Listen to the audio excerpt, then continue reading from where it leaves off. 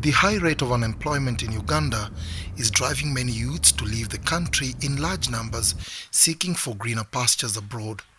In the recent years, the Middle East has surpassed other regions as Uganda's favorite destination for Ugandans seeking employment through labor externalization. However, the situation out there is not rosy for the hundreds of thousands of Ugandans, says Oloka Kenneth, the president Kyeyo Association of Uganda. Most of our workers finish their contracts and they are not repatriated back.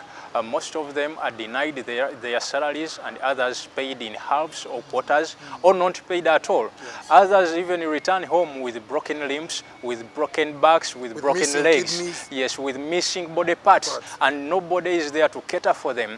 Even their children, they have beneficiaries. The parents are just left there to wonder because the person who was fending for them some survival is no longer operating or is now gone, because others come back when dead. Despite the torture, exploitation, and even death, the number of Ugandans eager to try their luck in the Arab world continues to rise. Most of our fellows finish campus or have not reached that high level of education, but when they want to work, there are no jobs. Or even the available jobs do not pay such a survival minimum.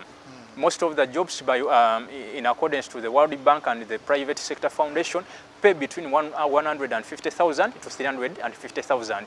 Yet a month, Ugandan consumes more than 1 million. So how do you expect a person to remain in Uganda?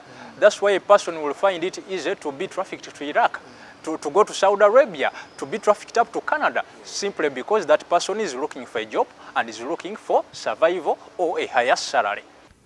In response to these challenges, communities, organizations, and associations have come together to form an umbrella body, the Federation of Uganda Migrant Workers Association FAUMWA. We are going to have a unified and concerted leadership, a unified and concerted representative body where we are not represented by the traffickers, by the companies, nor the MPs who have just come from Budaka to Kampala, but by our own selves.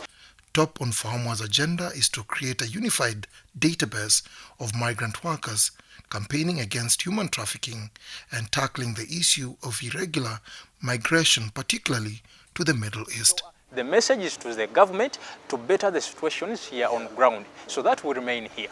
Dennis Igoha for UBC News.